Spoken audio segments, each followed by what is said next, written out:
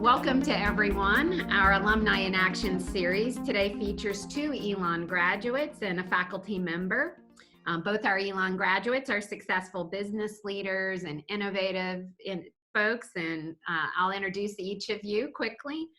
With me is Ashton Newhall, Elon class of 1998, who is the managing general partner of Greenspring Associates. Ashton co-founded the global venture capital investment firm in 2000.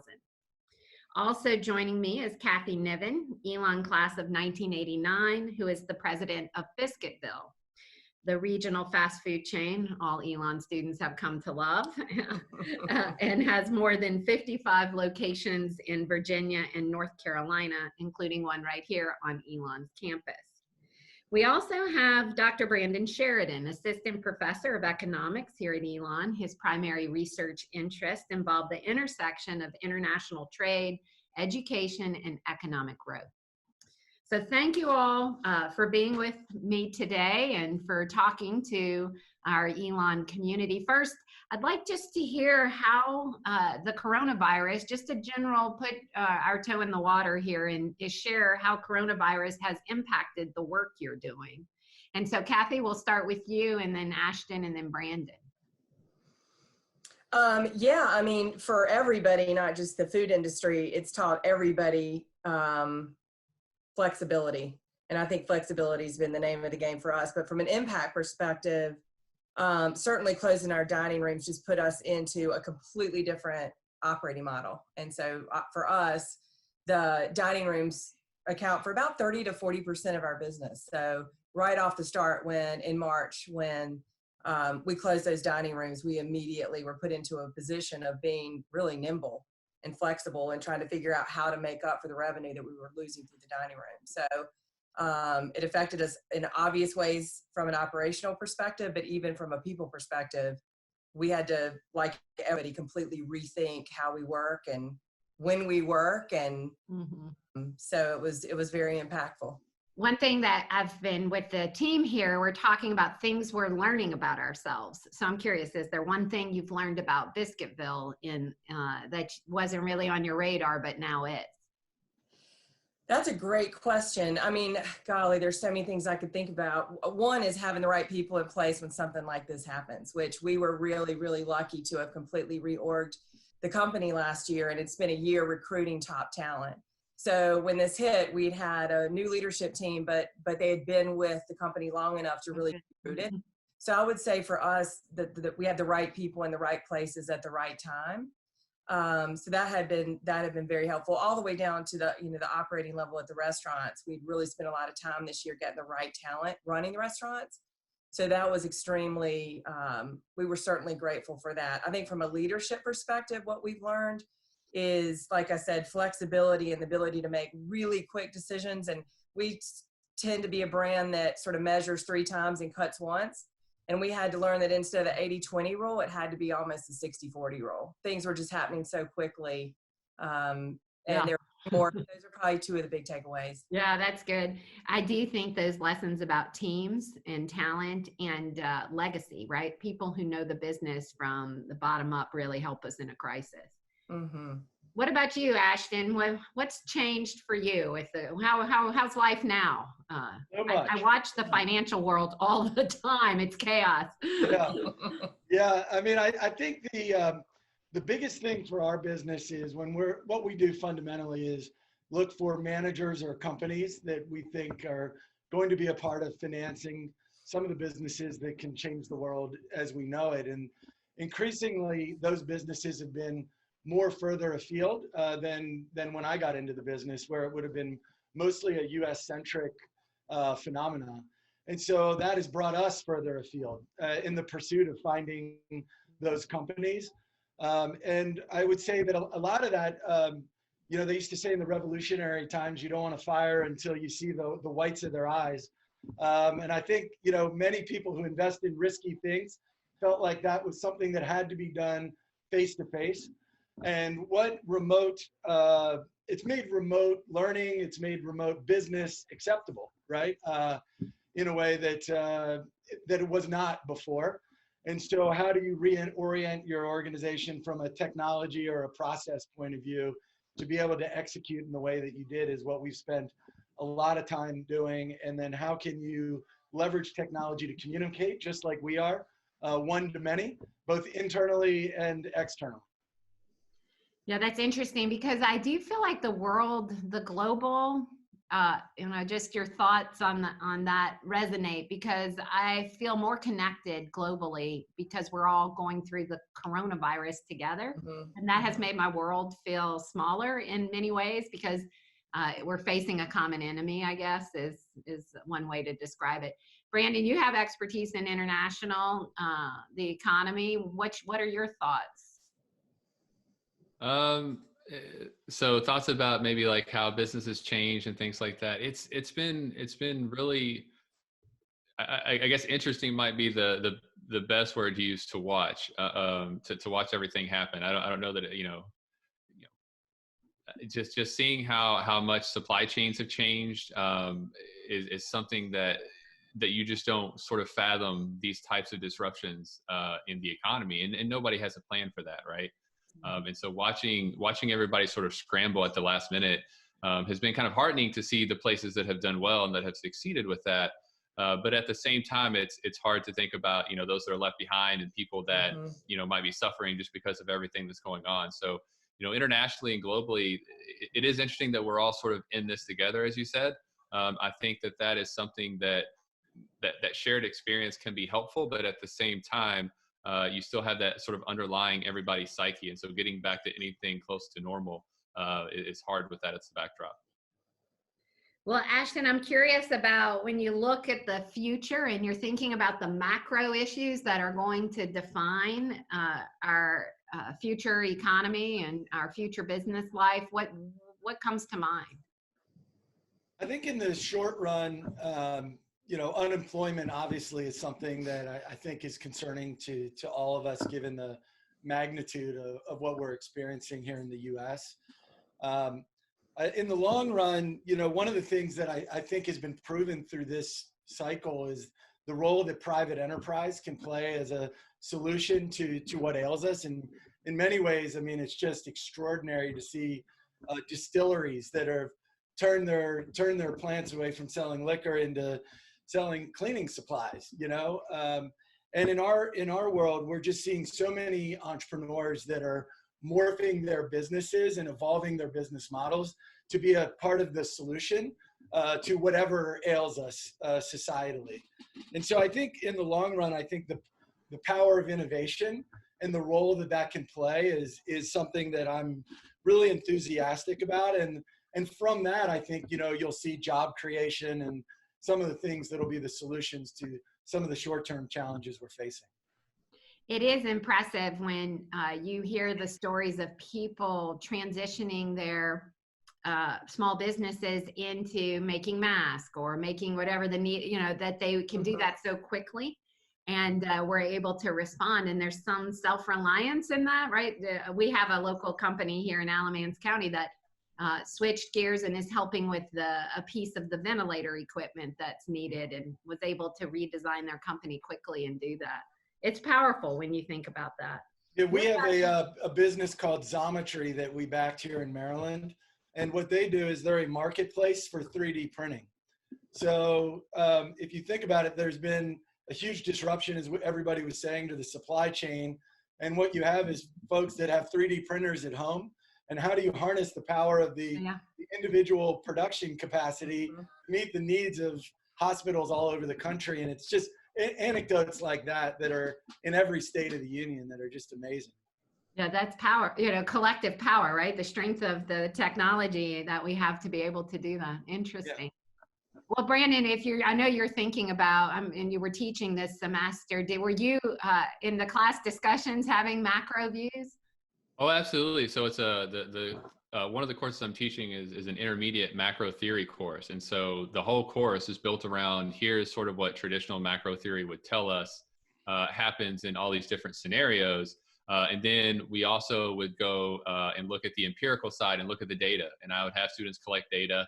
And so they would have they had a regular assignment that I called a macro journal, where they were forced to collect data about the economy and they'd look at the labor market, price levels, they'd look at sort of overall economic activity. And it was just getting to the point where they were getting the hang of writing it and knowing how to do that sort of well, but also to the point where, boring's not necessarily the right word, but repetitive, because the economy was in a strong spot. And so there wasn't much change from week to week. And then this pandemic happened, and I mean, you had their attention, right? But it was really neat because they also knew, what to look at. And then they had really great questions. So my first synchronous class was basically the entire time, what kind of questions do you all have about what's going forward? And before new, jobless claims or unemployment rate numbers would come out, I would say, all right, here's what they're going to look like. Now let's talk about why they're all going to be sort of already outdated and wrong. And so we went through sort of how that data was measured and what it was getting at. So it's been, like I said, it's been educational. I think it's been, a learning opportunity, but certainly, lots of long-term sort of worries and fears about sort of the economy. So, yeah. You rarely get that kind of front seat in class to something of this magnitude happening, right? Right. And we talked about that. Yeah, we talked about that before they left for the semester. And I said, I could be wrong about this, but I think this feels like a moment in history that you're probably going to take with you forever. So having lived through 9/11, that was in a different way, but something that I always took from my adolescence. And I said, I think this is something sort of on that magnitude.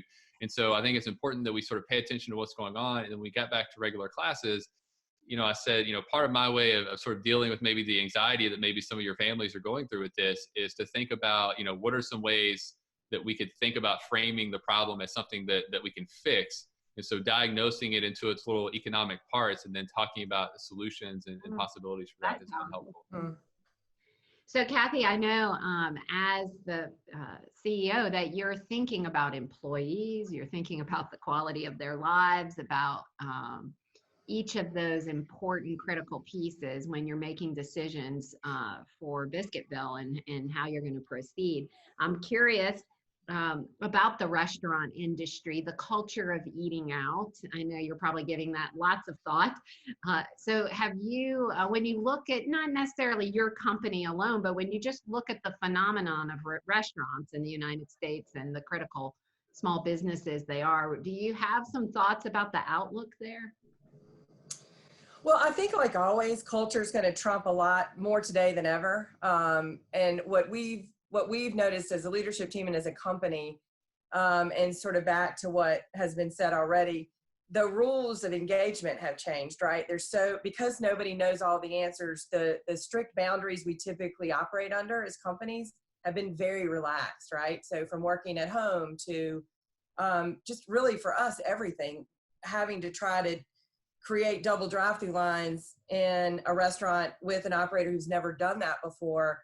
To some degree, you have to walk away as a leader and trust people to understand the whys and to find their own solutions. So I say that because in a way for us, and I think the industry, this sort of casual momentum to sort of approach problems a little bit more innovatively and a little more open-mindedly out of necessity, frankly, also created this culture of autonomy. And hey, I might just be a frontline salesperson, but I have a really great idea about how maybe we can help accelerate curbside service. So there's been this sort of level of engagement that we were not expecting.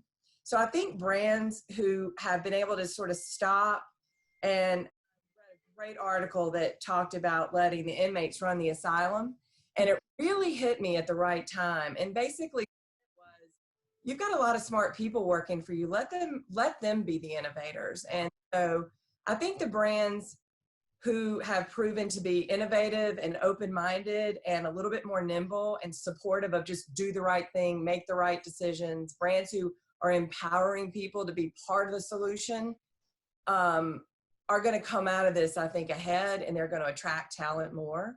I think people that are relooking at compensation, I think a lot of the gratitude pay that you guys are seeing out there is changing, evolving as far as compensation. And so I think, to answer that question, I think the brands who are innovative, the brands who are more open-minded and create a little bit more autonomy with the folks that work for them are going to win. So, and that for us has worked really well because we tend to spend a lot of time on culture. So. Yeah. We think that's a really powerful piece that here at Elon too. We've asked the students to help us think about the fall. So we've brought them into our task force planning, and truth be told, they're a lot closer to some of these tools on a daily basis. And so they see that how the tools can be leveraged in a way that's helpful and makes us smarter. So it's been fun to have them and important to have them as part of the process. I think so too. And I think, now that we're enjoying that feedback loop that's just open more than I think it ever has been, I think the trick is to keep it there, is to keep it in place and appreciate it for what it's providing us. Yeah. So I'll start this next round with you, Ashton. We are in the middle of preparing to celebrate graduation virtually. We've named the class of 2020 virtually the greatest class of Elon. So I'm curious, they're entering into this unpredicted job economy, everything. What advice do you have for students that are leaving Elon this spring?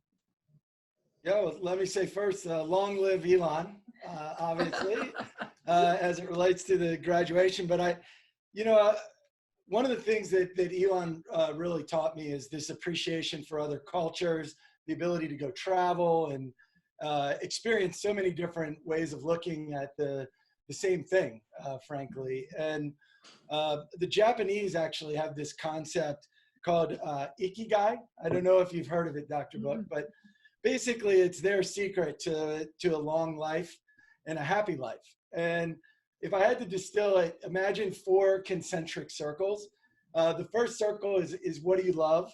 The second circle is what the world needs.